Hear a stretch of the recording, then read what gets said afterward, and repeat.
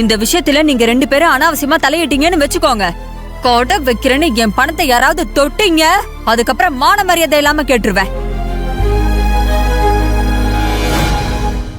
ஆமா, நீங்க 2 பேரும் காலேஜுக்கு போகாம குட்டி போட்ட பொண்ணு மாதிரி எதுக்கு வீட்டுக்குள்ளே சுத்திட்டு இருக்கீங்க? ஏன் காலேஜுக்கு போகணுங்கிற நினைப்பு கொஞ்சம் கூட இல்லையா? நினப்பெல்லாம் இருக்கு, ஆனா ஃபீஸ் கட்டுறதுக்கு தான் பணம் இல்ல. என்னடா சொல்ற? நானும் அகல்யாவும் இன்னும் செமஸ்டர் ஃபீஸ் கட்டல, அதனாலதான் காலேஜுக்கு போல.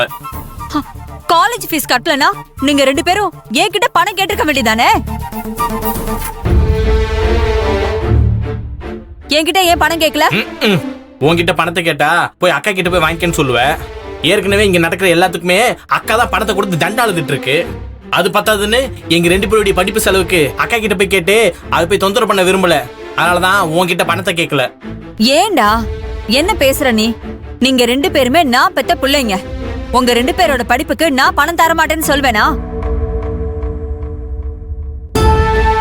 உங்க 2 பேருக்கும் எவ்வளவு ஃபீஸ் கட்டணும்னு சொல்லுங்க, அம்மாவே தரேன். என்ன என்ன உங்க அப்பா மாதிரி கையால ஆகாத ஆளுன்னு நினைச்சிட்டு இருக்கீங்களா?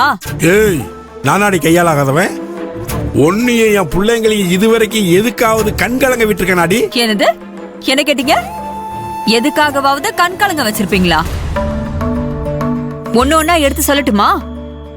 உங்க பொண்ணு ஆதிரிய படிக்க வைக்க லட்சக்கணக்குல செலவு பண்ணீங்க. ஆனா என் பொண்ணுக்கும் பையனுக்கும் காலேஜ் ஃபீஸ் கட்டாம அவங்கள வீட்லயே இருக்க வச்சிருக்கீங்க. இதுல இருந்தே உங்க லட்சணம் என்னன்னு தெரியல?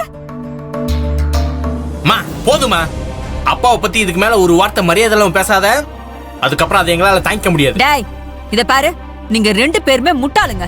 அப்பா அப்பான்னு இவர் அப்படியே தாங்குன்னு தாங்குறீங்களே, ஆனா இவருக்கு நீங்க முக்கியம் இல்ல, அந்த ஆதிர தான் முக்கியம். அத கூடிய சீக்கிரம் நீங்க 2 பேருமே புரிஞ்சுக்க போறீங்க பாருங்க.